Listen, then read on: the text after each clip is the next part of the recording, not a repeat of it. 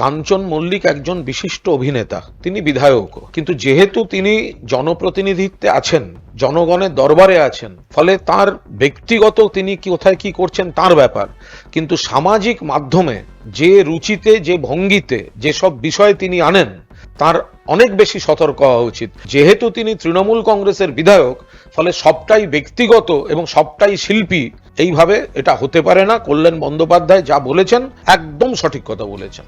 প্রচারে বেরিয়ে কাঞ্চন মল্লিককে গাড়ি থেকে নামিয়ে দিলেন কল্যাণ।